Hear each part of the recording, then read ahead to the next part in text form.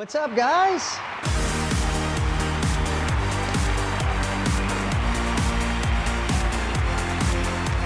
What's up, Pascal? How you doing? Irma and Sue and Melanie, what's going on? Leslie, how you doing? Dana Townsend, what's going on, Dana? Good to see you, Donna and Chris. James, what's going on? Good to see you. All right, good to see your beautiful faces here right before the new year and squeezing in this end of the year inner circle. What's up, Inner Circle family? So if you guys are here, first off, what a great time of year to be here. If you celebrate Christmas like I do, I hope you had an amazing Christmas.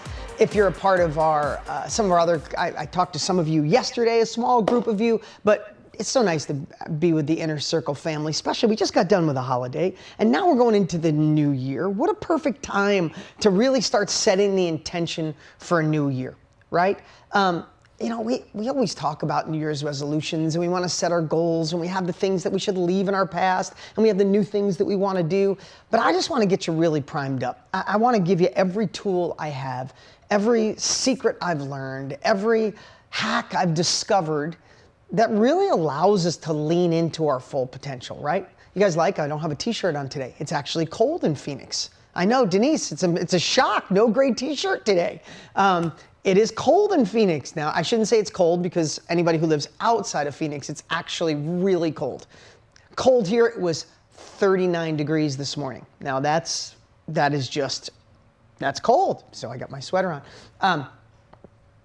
But what a perfect time to be together. And so I want to make sure all of you have this. Put it on your calendar right now, January 4th. If you hadn't seen it already, we're going to be together January 4th. If you guys have known me for years, I've been doing a New Year's, let's set goals together for at least a decade. And I used to do it on New Year's Day. So it was like 11 o'clock, New Year's Day. I did it for about 7 years straight where we set our intentions and set our goals for the year together. Because who in here has created New Year's resolutions in your life that by February were gone, if you're really honest, right? So what I want to do is kind of, what I do every year is kind of pull back the curtain and show how I look at the lens of creating a successful year, leaving the past behind you. How do you crush it? How do you set goals that stick and all that? And it's become this fun, amazing thing. I do it every year. This year, we're going to give people a little break because some people are a little hungover on January 1st, I guess, or stayed up too late. So January 4th, mark it on your calendar. And this year, write this down. Don't go right now, but go to DG Zoom Call. DG, somebody write it in the chat for me. DGZoomCall.com and reserve your spot because this year we're doing something different. This year I'm going to do it on Zoom just like this. So there's a limited number of seats. So when you're done today, there's plenty of room. We haven't announced it to everybody yet. No, we haven't pushed it to our whole database yet. I think the team I think that's going out today or tomorrow. So there's room. So you don't have to rush right now. But when you're done, the first thing to do, go to dgzoomcall.com, reserve your spot. Then the team will send you a reminder, send you a link and all that. And it's really worth it because what we're going to do today, what we're going to do there is really how do we set goals that stick? How do we make it real? And you know, I don't want to play this out and lean into it, but this is an insane time in our lives. I said this yesterday. I was with a small group of our team yesterday, but if someone would have told you a decade ago, rewind 10 years ago, and someone would have told you what's going on right now, you would have told them they're full of crap, right or wrong. From the craziness, from the separation to the resignation to the uncertainty, shutdowns, the diversity, the polarization of our world, it's a crazy time. And I think this is the year we get to bring it back together. And I think when people start realizing that no one on the outside world is going to fix this. No one is coming to save us. No one's going to wave a magic wand, whether you're super liberal or super conservative or you're right down the middle. No one's coming to fix this. Doesn't matter what happens in the next election. The only people who get to save this, get to fix this is us. So why not us be the group that start this transformation. If we can't control the outside world, we definitely got to control the inner game. And that's what I want to obsess on for the next hour today with my Inner Circle family. Those of you, some of you are a part of mastermind.com, some of you are part of Project Next, some of you are part of our Next Level program, some of you are just a part of Inner Circle. This has been a family. I think we're heading on a decade. Some of you have been with me every month live for a decade, and it's such an honor and a privilege to serve. This is a place where, you know, I have different groups. This is a once a month.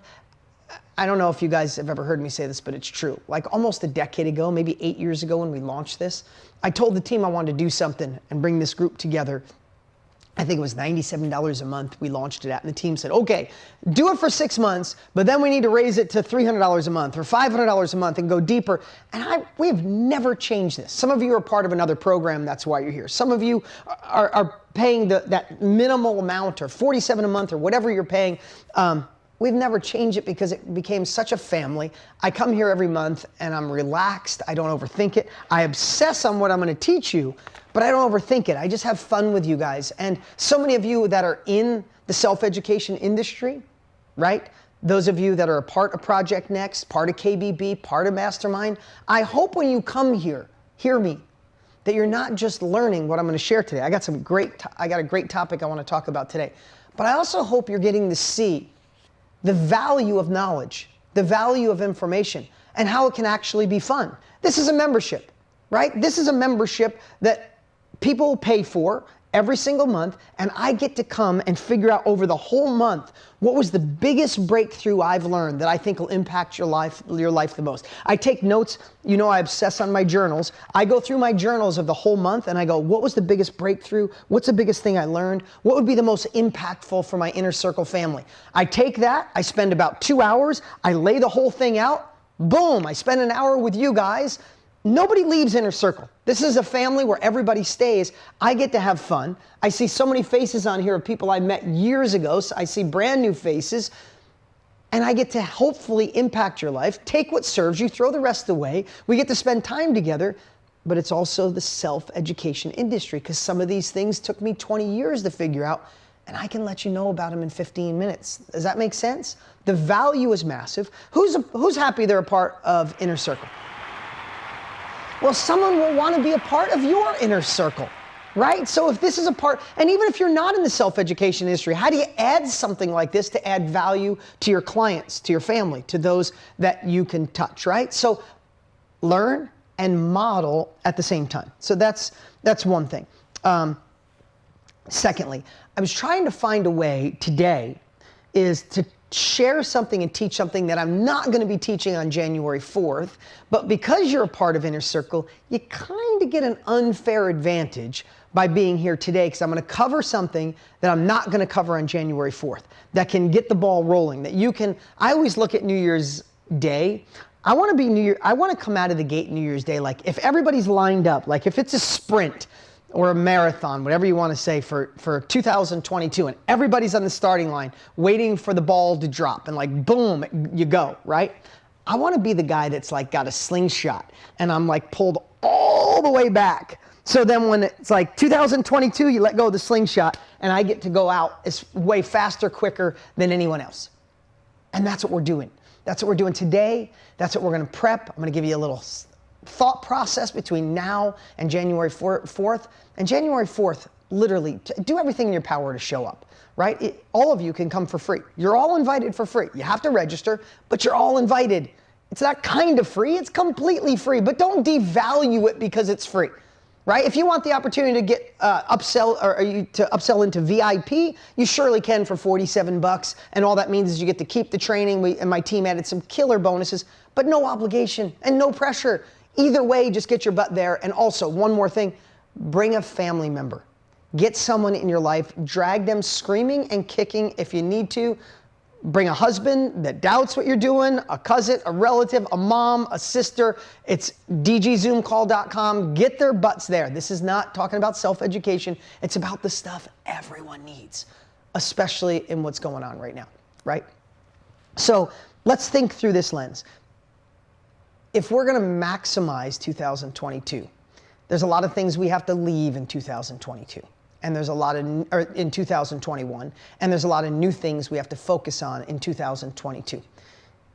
And if we look at it like through Kaizen, the art of one small piece at a time, how do you run a 1,000-mile race? One step at a time, right? How do you win in your life? Get to that next level in your heart, your love, your compassion, your happiness, your joy, right? Your income, your career, your self-education business. It's one consistent step at a time. It's subtle shifts. And again, we're going to go through those. But I wanted to pick something that I think most people miss out on. And today, I want to focus on communication. Because our communication in 2022 has to change. It has to change. And I hope, I know we can change it.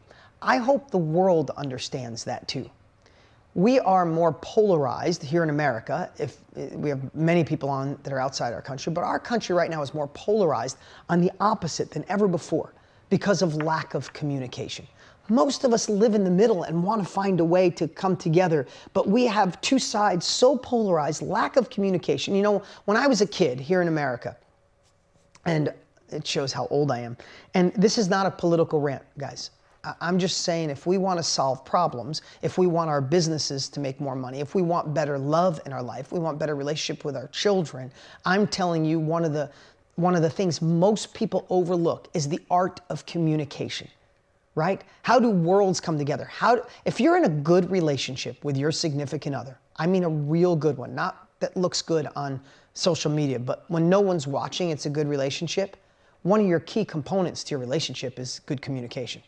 If you have a good relationship with your children when no one's watching, but you help through all their evolution, you communicate well with your children. If you're a business owner, and your team is not part of the 82% of the country that want to quit their job and they don't want to quit, guess what? You have a really good communication pattern and you know how to communicate with your team. That's just a fact. So we're going to cover a lot of things, but today I want to talk about communication. And I always like sharing something on here that I don't share anyplace else. So I want to tell you a little story about my son, Brody, and this art of communication in all areas of your life. And I want to give you 5 or 6 things that really can make you question your communication skills and improve your communication skills. You guys up for that? Who's ready to go deeper on communication for 2022? Right? So, my son Brody turned 13 in December last month. Right? Anybody who's ever been a parent of a teenager, you know exactly what I'm going to share here in a moment. My daughter went through it 2 years ago, and it was shocking to go like one day there was this little girl living in my house, and like a day later there was a young woman living in my house. She was a foot taller and completely different ideals, and everything was different. The blueprint that I thought I had figured out changed overnight. Anybody know what I'm talking about? Like, I thought I had Brianna figured out. It was completely different. And it took me some time to understand. What did I have to change? I had to change my communication, right? So it was hard. My daughter, Brianna's 15. She was born on my birthday. She was born as my firstborn, and she's been daddy's little girl since day one. And all of a sudden, I have a young woman in her house that wants to fist pump me, not give me a hug and say, "What's up, Dad?" Right? So that took a whole new level of communication to figure that out. And I'm blessed that I had the patience to figure that out, and it's still figured out. But my son, it was kind of a shocker. He's my boy. He's like my firstborn son. We play baseball. We play football in the backyard. I take him to all his baseball games. I take him to, I'm like, girls are different. Girls, I'm sorry, like hormones and emotions come in. It's like, you don't even understand, right? It's like, when my daughter was going through it, I'd come in and go to give her a kiss goodnight, and she's like, "Dad, you don't have to sit on my bed and tell me a story and kiss me goodnight anymore." And then a day later, I'd stand at her door and say, "Goodnight, hon." She's like, "Oh, I don't get a kiss?" I'm like, "Okay, I'm trying here," right? Like, but I'm thinking to myself, my son, boys, it's like, you know, they get a little crazy. Hormones come in, they're a little crazy. My son, on the day he turned 13, I'm not joking, like something just dramatically shifted with him. Like, dad wasn't cool. I want to be out with my friends. He kind of likes this girl. He wants to know me. Is he too young? Is it just a girlfriend? Is it just someone he talks to? Everything changed. I felt like a fool. And guess what happened? This is only a month and a half ago. It's the reason it's so fresh in my mind, and I'm sharing this. And it's meant to not just be a story about my son. It's meant to share, set up this day. I was using the same communication with my son for 30 days as I did for the last 13 years. And the things I was saying, he was looking at me sideways. And here's the crazy part. I was getting frustrated with him. And I found myself getting separated from him. And I found him like, who knows what I'm talking about when you feel this distance coming and you're just not, Penny, I see you shaking your head, right? I see you, Melanie, shaking your head, right? This distance, and Pascal, this distance that came in, man, it's really hard when I know all of you love your kids as much as I love mine. So this is not, I love mine more. I love them the same as you do.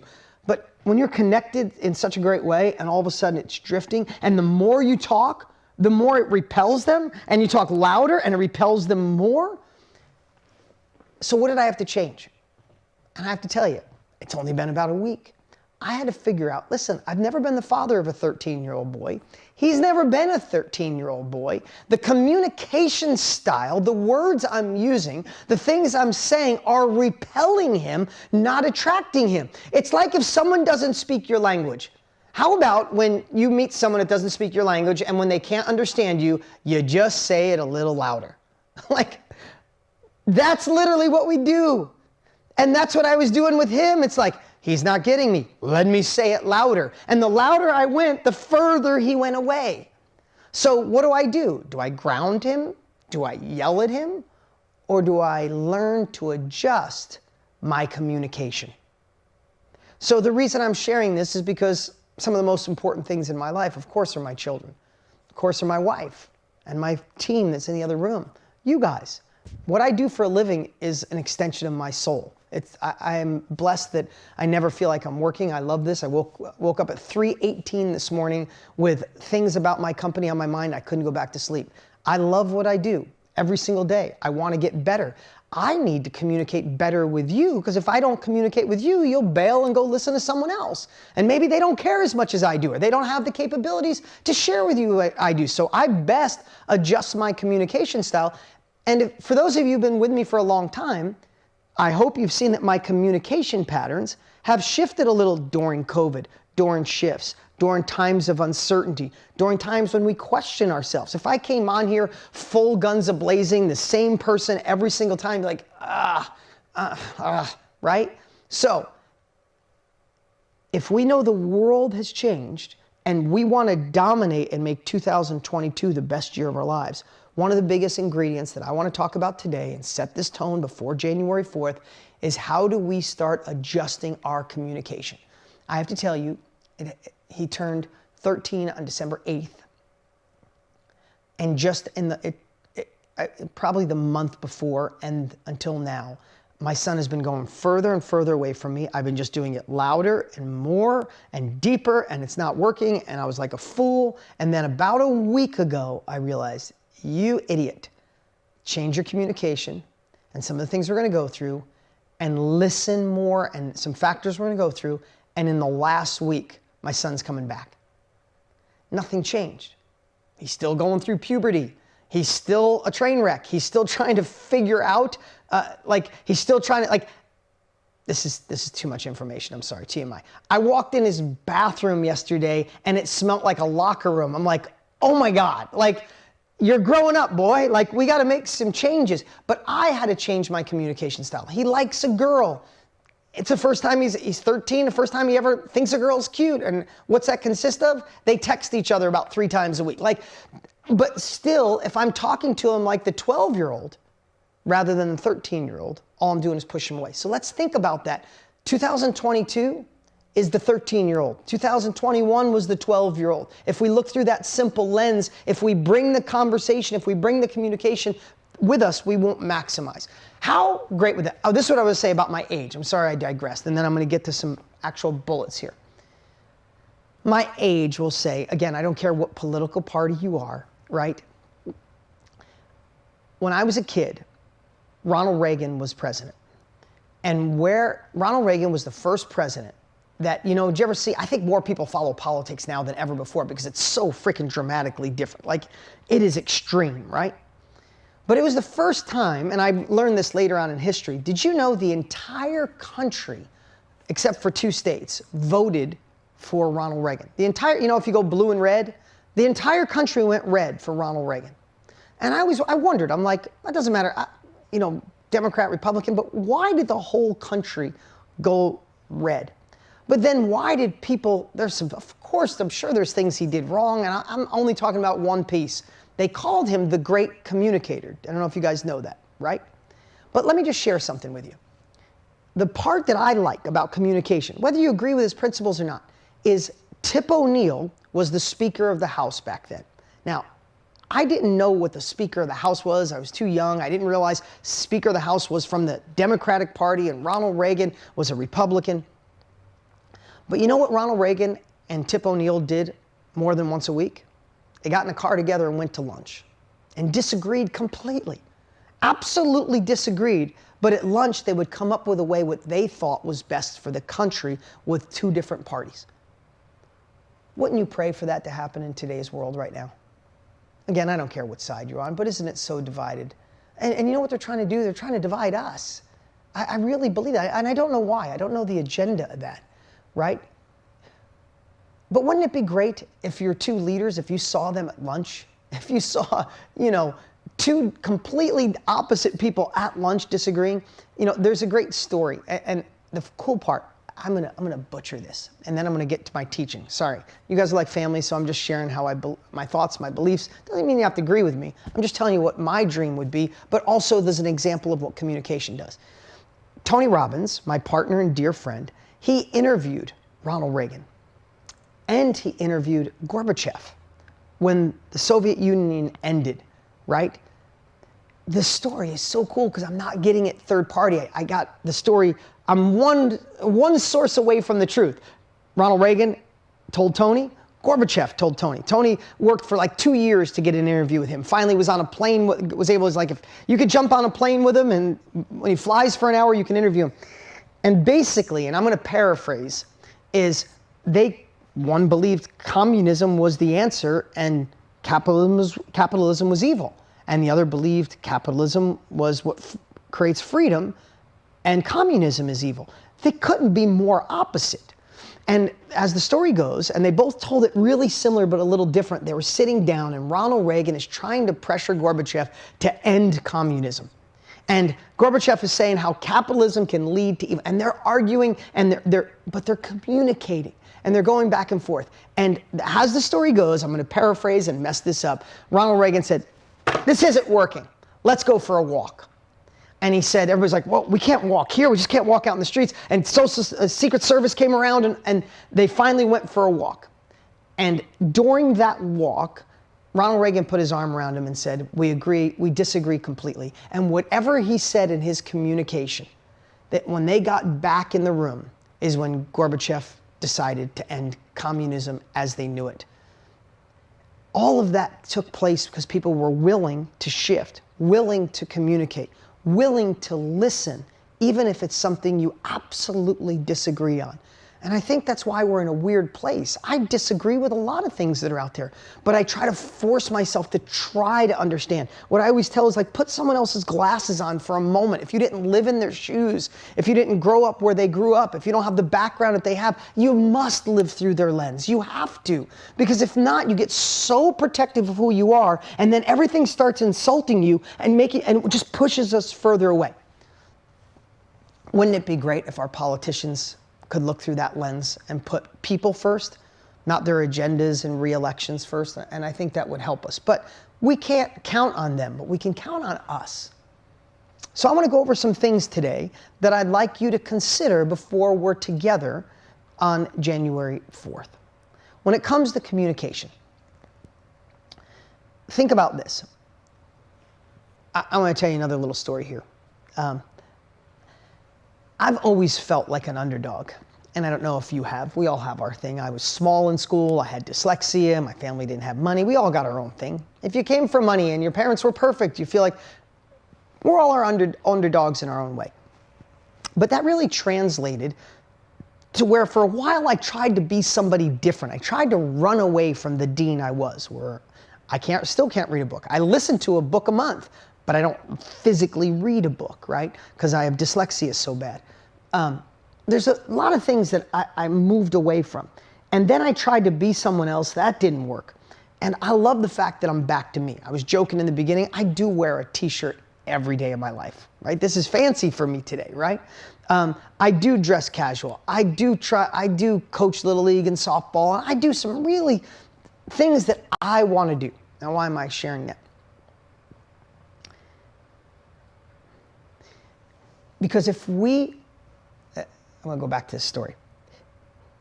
It translated to, I've become so wanting to be me that I've leaned into this so much that I've also created it as a badge of honor. So here's what I want to share with you.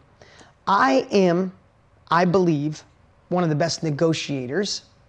If we had to negotiate and we were negotiating a deal, I would make sure we both win, but we'd get that deal done if it makes sense for both of us. We'd get the deal done. Another really good thing in negotiating sometimes, if it doesn't make sense, it's best to just walk away and don't force it. But I got to tell you a little story. I love going to a meeting, especially when everybody wears a suit. Now, I am not knocking you if you wear a suit. I just don't even have one, right? I love going to a meeting with really important people, and I love being the only one to walk in with a gray t-shirt on and jeans. Don't care if it's $1 million deal, a dollar deal, or a $20 million deal. I love going with a t-shirt. And I'm going to give you a little secret on how I win negotiations. You guys ready for this one? I really want you to hear this because it works with my kids. It just worked with my son Brody this week. It worked with my daughter. It works so well that sometimes don't use it on your spouse, because winning doesn't necessarily mean you actually win. You might win the battle, but you'll lose the war. So guys especially, doesn't mean stop winning. But let me just tell you, I love going into a meeting where there's 5 or 6 people and and what happens most of the time, especially with dudes, guys love sharing about themselves, what they want, right? Let me tell you why this deal can work. I've been doing this type of deal for 52 years or 32 years or 18 years. And when we put this together, when we merge these two companies, and then the next person goes, yes, that's why I want to tell you. The reverse merger acquisition, and people want to brag, they want to pound their chest, they want to impress the people at the table. Who's dressed nicer, who could talk nicer, who could articulate better, who's got the best PowerPoint, who's got the best result. And everybody's like, right? And I've noticed this with guys. And what I've realized and how I win is I will go to a meeting like that and say nothing. Nothing. To the point where I'm guessing halfway through, people are saying, they told us this Dean guy was smart. He came in a $5 t-shirt and he hasn't said a word, right? But what am I doing? I'm going to share something with you. What am I doing? I'm writing down what the goals, fears, desires, outcomes of each person are. I could see one guy, he wants to pound his chest and he wants to be the forward man. He wants to be able to say he closed this deal. All right, Bob, he likes certainty. So I'll give Bob a little certainty. Okay, Leslie, she's behind the scenes. She's actually the brains behind the organization. She's not the loudest one in the room, but she's the smartest one in the room. And she sees this in a logical way. And I'll just take notes and I'll listen. And usually I'm the last one to speak. And this will set up what I want to teach today. And I'll usually say, I'll think to myself, after I heard everyone, if this deal makes sense, I'm closing it. If it doesn't, I'd rather say, I don't think this is going to work for us, guys. I heard what you said. I get it, but that's not where we are.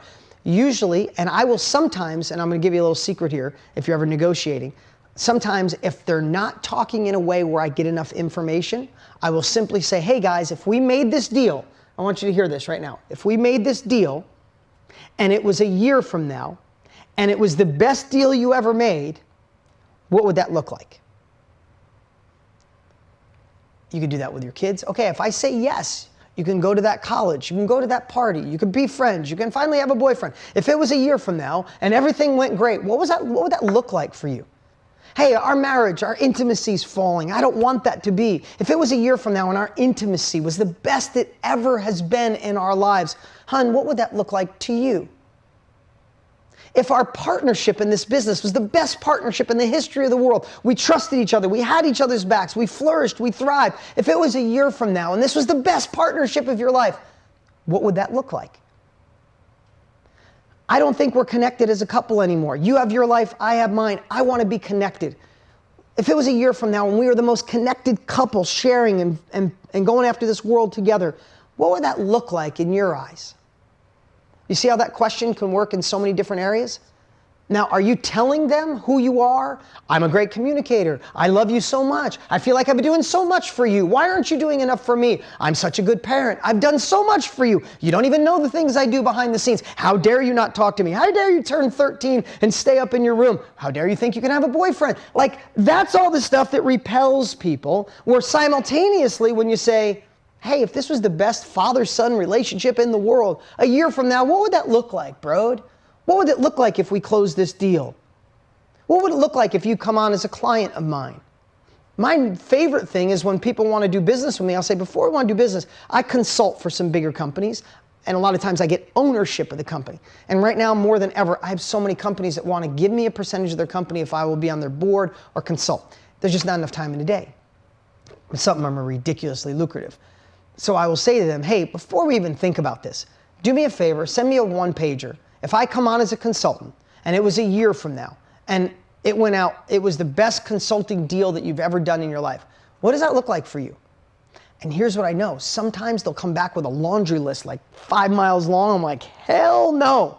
I am not, like, you want me to run your whole company. I want 50% if you want that. Where I just had someone come back, they gave me 5% of their company, and they said, all I want is a 1-hour phone call a month to make sure we're going in the right direction. Boom, I'm done. That's the best year of your life. I'll take the 5%. I even invested with their company a little bit. So that magical question can set up the best conversation and communication in your life. And I'm going to go back to the story in a second here, but I want you to hear this first one. I know you've heard this. God gave you 2 of these and 1 of these. Use more of these. The biggest secret to negotiating and communication, let's not even say negotiating, let's just say communication, is listening. The biggest pandemic in our modern society is nobody's listening. They're just freaking shouting. They're not hearing what other people have to say. They're not hearing other people's worries. They're not hearing other people's fears. They're not hearing about other people's past. They're just shouting. So you want to learn to communicate, hear, and hear with not just your brain, hear with your heart. Let what people are saying sink in. So back to this boardroom analogy, but I've won so many of these, won, negotiated, communicated well. I will set that question in the beginning if they're not already saying it. And when I listen, if it's all realistic expectations, each person is telling you what they need. Bob needs significance. Leslie needs certainty. This guy, don't even know why he's here, but I'll make him feel good, right? Like, you just need to know what everybody wants. And at the end, I take in all that information. By then, they probably think I'm the dumbest guy in the room who's dressed the worst in the room. And then I close the deal and leave as the smartest guy. Because all I do is repeat what they say. Bob, listen, I've been hearing you. I want to make this deal happen too. And I know you want certainty, but ... Does that sound good? Would that be a match? Oh, great. Leslie, I think you're the brains behind this operation. I say that jokingly, but it's kind of true. And I know you're looking at it through the lens of this is a long-term play. I wouldn't do it if it wasn't a long-term play. I'm here. If you look at my relationships, when I get involved with people, it's a 5 to 10 year relationship. So I hope that solves that. And then I go through the room and say, hey, so here's what I propose. I heard all of you guys. This is what I'm thinking. And I share.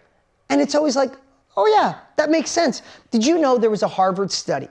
Now, I've been citing this forever, so I don't remember where I got it, but it was a Harvard study that said, if you tell a therapist for the first half hour of an hour session, if you tell a therapist all the things that are bugging you and why you feel the way you feel, and the second half, all the therapist does is repeat back what you told them, 98% of the people give the therapist credit for being smarter than them.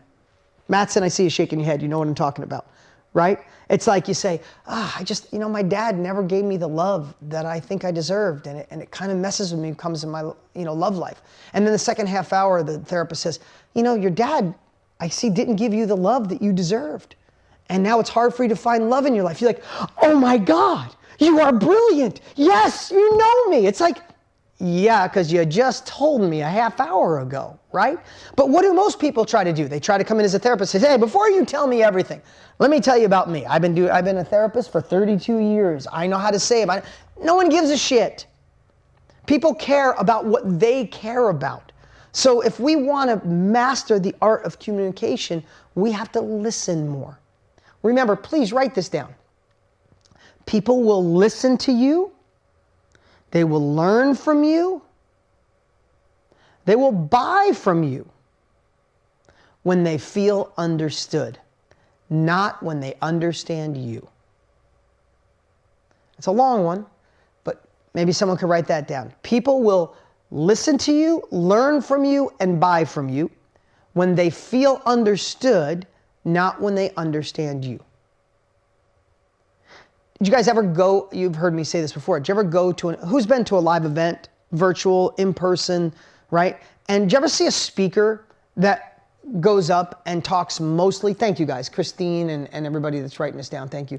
Did you ever see a speaker that talks about themselves?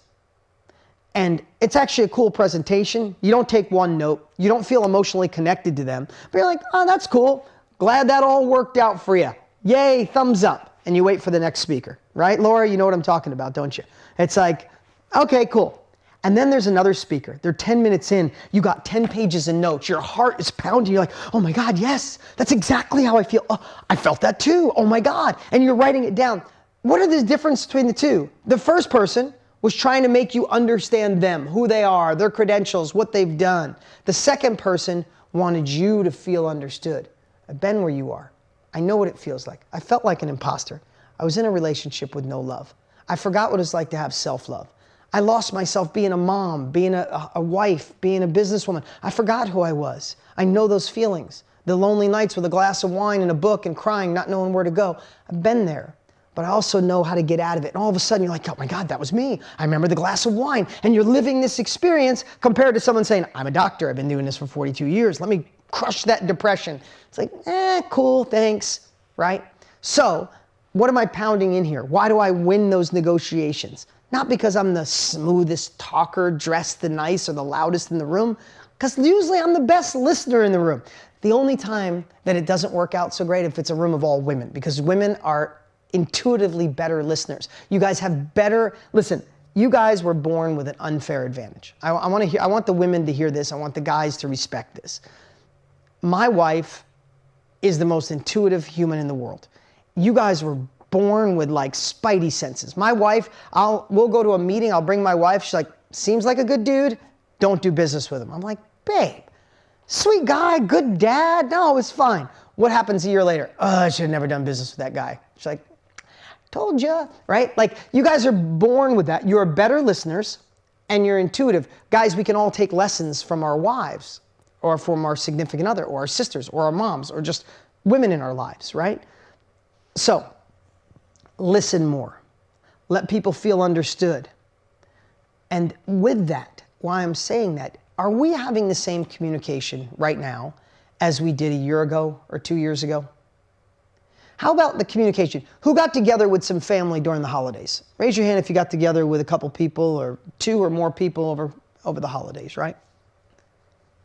Is it the same conversation you had this holiday season as you did last holiday, the year before, or how about 3 years before? Is it the same exact conversation or is it different? It's different, right? Are some people worried about inflation if you're here in America? Are some people worried about COVID?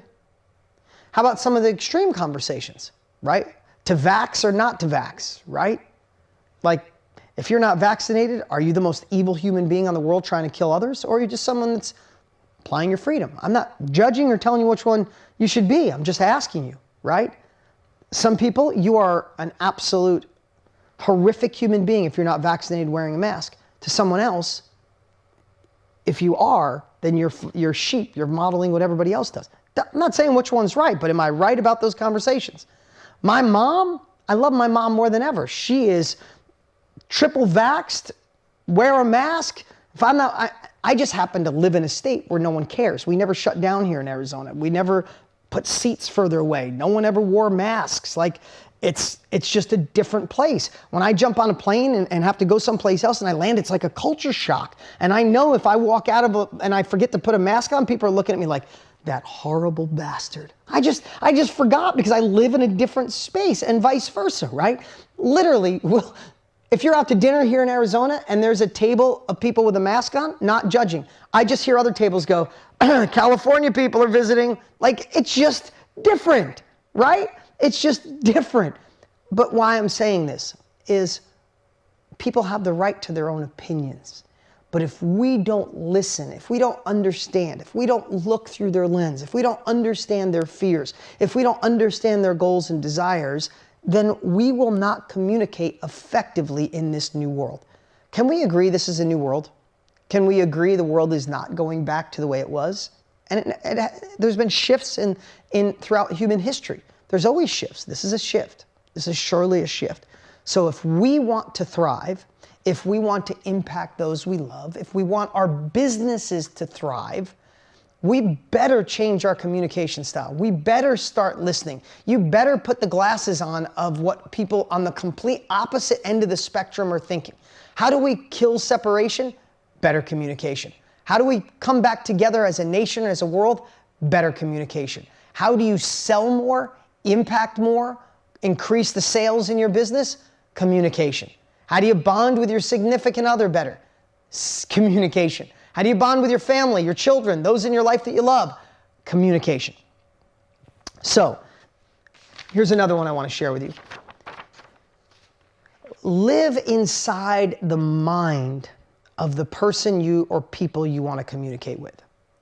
So, I have to try to live inside the mind of my now 13-year-old son and try to remember what it was like when I was 13. And I have to live inside the mind of my 15-year-old daughter. And I also have to live inside the mind of my wife. So you guys mind, you guys are like family. So I'm going to share something with you. I legit have the greatest relationship in the world. I'm married to the love of my life and it's awesome. And I'm not bragging because I screwed up. I was a part of the screw up of my previous marriage. It wasn't all on her, just as much me.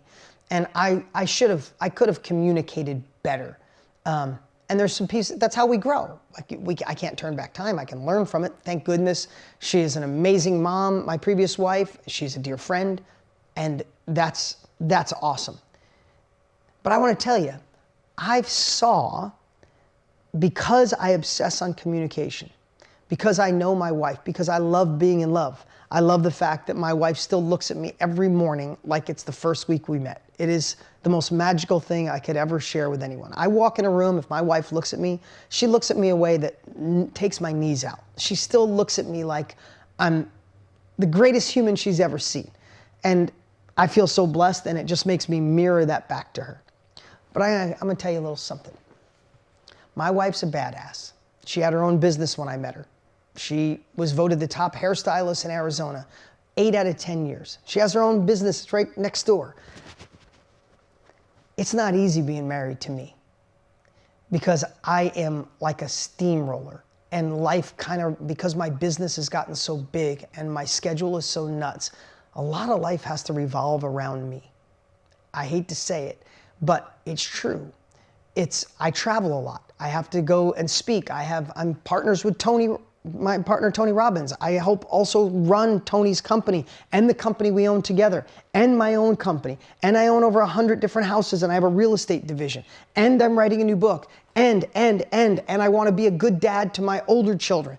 And man, a lot of life revolves around me. So you marry a powerful, amazing woman who's used to having her freedom, control of her time, control of her business, control of everything. And all of a sudden you marry a man who's like, you're like, hey, it's like, no, babe, we're jumping on a plane. I got a deal to close in Malibu.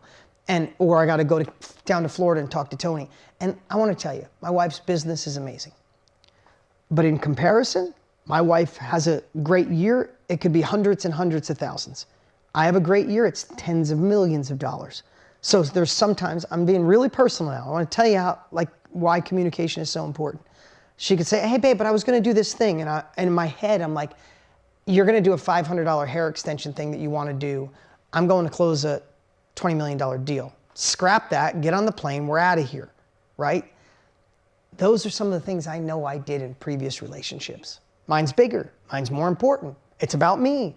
Be happy, we're wealthy, you get to have freedom. Jump on the plane, do what the hell I say. Can you see how, as a guy, that's easy to just say, I got this, I'm working, I got this shit, hon, don't even worry. You never have to work again. Close your shop. Close it down, we don't need it. That's how my previous self thought of things. Just being honest, this is how we grow. But now I have to think about that all the time.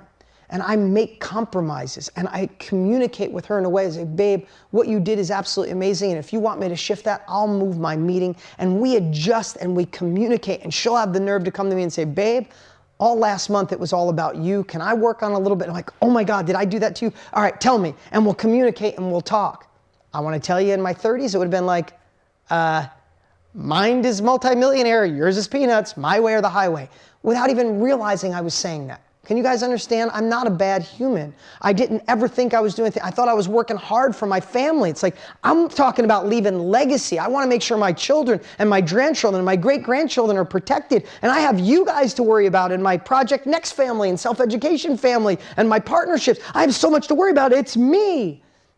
How do you think my relationship would be with my wife if it was all about me?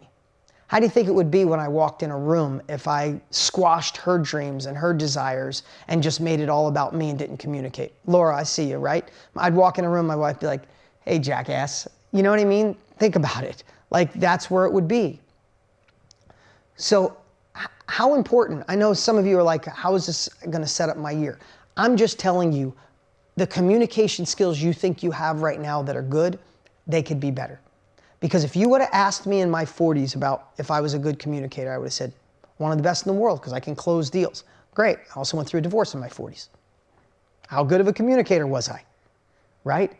If I didn't acknowledge the shifts in my son, Brody, man, there was many times. Who in here has more than one child?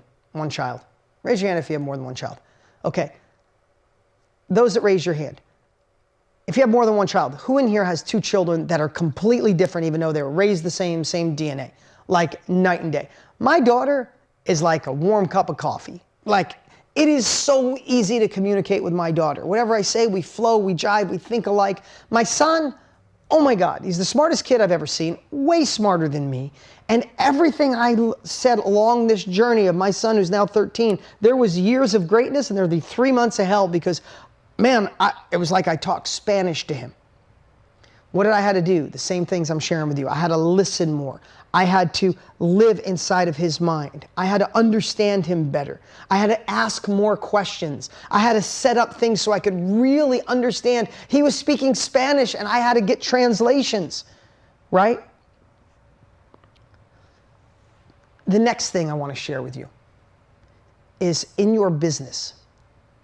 Whatever business. I hope you're in the self-education industry. I hope you're already making sales or on your way to making sales or whatever business you're in. You must find groups of people that are your ideal demographic. You have to find your ideal demographic and get in those groups. And everything we just said, ask the questions. See what the common threads are. I don't want to oversimplify this, but we really must know, if we're going to call our future clients our prospects, we must live inside the mind of our prospect. And that really is just knowing two things. What are their biggest goals, dreams, and desires? So what are their goals? And what are their biggest fears and worries? We got to know that. You want to communicate with somebody? Know what their biggest fears and worries are. My 13-year-old, he doesn't want to look stupid in front of his friends. It's one of his biggest worries. He doesn't want his dad to have his arm around him and kiss him anymore and try to hold his hand, right? Like I understand his biggest fear. His biggest fear is that he likes this girl and she might like someone else who's older or taller. Like, I'm learning his fears, but I also know his goals. But I do that in business. I want to know your biggest fears. I know if you're in the self-education industry, I know one of the biggest fears is being an imposter. You feel like you're not good enough to do it. You feel like you need permission. You feel like there's people smarter than you. You feel too old and technology's too hard. You feel like you missed your window. You feel like marketing is too hard. I know all those fears. But you also have the dream of impacting others, making money from home, being in something you can be proud of, changing people's lives, being on stage someday or having a big audience online. I know your fears, I know your dreams, and every single week I try to squash your fears, overcome them, and deliver you the tools to get to where you want to be. If you know that, then that's how we can communicate. That's why so many of you have been with me 8 years here every single month, because hopefully I understand what you're worried about. Well, simultaneously, I know where you want to go. That's what we need to do going into this new year, more than you did last year. I know some of you are already doing it. So many of you, every one of you is successful in your own way. Don't we want more success? Even if success is just being happier, joyful, more love, happiness, intimacy, passion, freedom. This is part of it. There's no magic wand. There's no get rich quick button, have intimacy button, kids love you to death button. There just isn't. If it was, I'd mass produce them and I'd mail them to all of you. But these are the things we got to do. A couple more things I want to share is when we communicate, if we're doing it face-to-face or on video, there are different tonalities and different, don't be one size fits all is really what I want to say. Match the room. Match the person you're dealing with, right? Some people are slow and more methodical and more logical.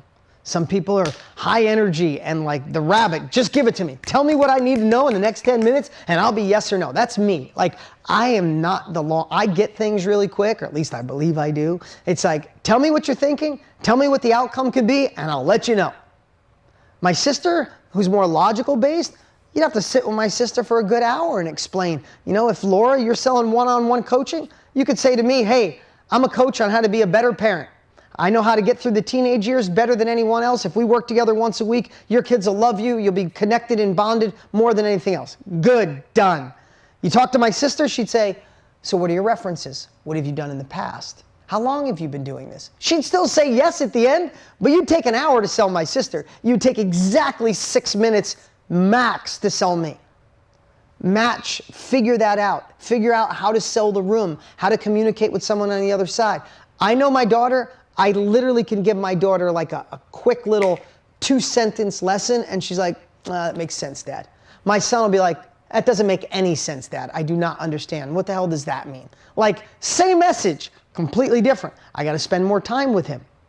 With my wife, man, all I got to do with my wife is listen, know that she's loved. Let her know that I truly, not just hyperbole or a fake, I truly love what she loves, and what's important to her is important to me.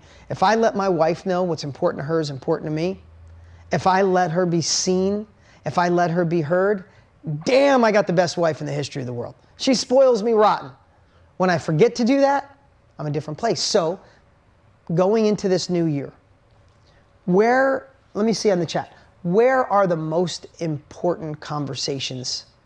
Where do you need to step up your communication skills? Is it with your spouse or significant other? Is it with your children? Is it with your coworkers? Is it with your team? Is it with your potential clients? Is it with your current clients? Is it your future clients, right? My son, my daughter, right? So I thought today, I am so happy to see spouse, family, son, brother, right? Because here's what I do know. If we don't change our communication, if I didn't change my the last thing I'm going to share here is if I didn't change my communication with my son Brody, I share it now because we have a great relationship, and I'm not talking about this last 13-year-old hiccup. I went through a really weird phase from like 7 to 9 with my son, and then again at 10 for a little while, is I really couldn't figure him out. At least that's what I told myself.